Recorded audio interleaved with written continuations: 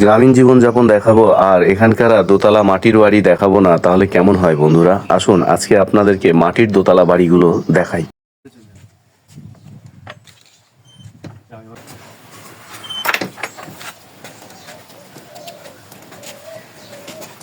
খুঁজতে খুঁজতে একটা মাটির বাড়িতে চলে এসেছি, মাটির দোতলা বাড়ি। আমরা শহরের মানুষরা মাটির দোতলা বাড়িটা খুব কম মানুষ দেখেছি। তো দোতলা বাড়িটা দেখেন কি সুন্দর।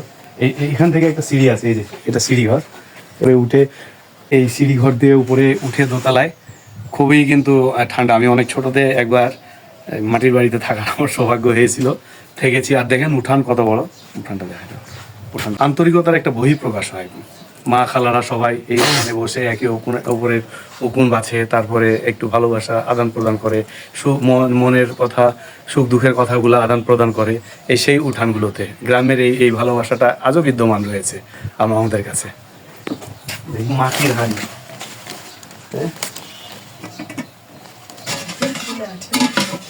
খাবার যদিও নাই, যাই হোক অসময়ে এসেছি, নাহলে খাবার ছিল, খাবারও পেতাম। গ্রামের মানুষ খুবই আন্তরিক হয়, ভালোবাসা দিতে তাদের কোনো কমতি থাকে না।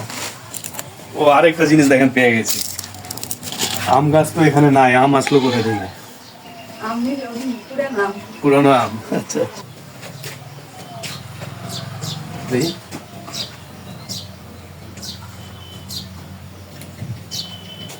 ও আরেকটা জিনিস দেখা যাচ্ছে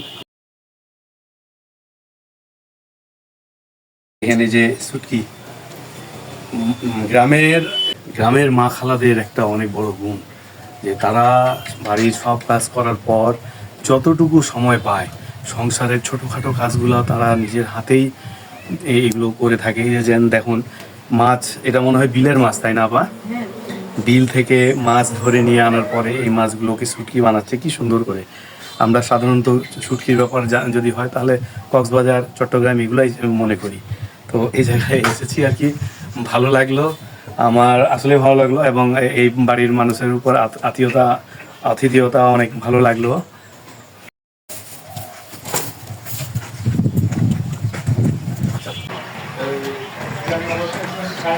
গ্রামের গাছগাছরা সবই দেখালাম, আর প্রায় ম্যাক্সিমাম দোতলা বাড়ির আশপাশে একটা পার্সোনালভাবে পুকুর আপনারা দেখতে পাচ্ছেন। হ্যাঁ, কত বড় দিঘি।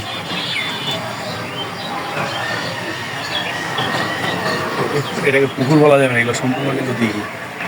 ভিউয়ার্স, আমি আপনাদের জন্য অনেক পরিশ্রম করছি, কারণ আপনাদের ভালোবাসা পাওয়ার জন্য। দেখুন না গ্রামের কত সুন্দর প্রকৃতিগুলো আপনাকে আমার মতো করে আমি তুলে ধরেছি, যাতে আপনাদের ভালো লাগে। গ্রামীণ জীবন, গ্রামীণ আচার আচরণ, থাকা খাওয়া বসবাস সবকিছু আমি তুলে ধরার চেষ্টা করেছি, এবং দূর দূরান্ত আমি ছুটে চলেছি শুধু আপনাদের ভালোবাসা পাওয়ার জন্য।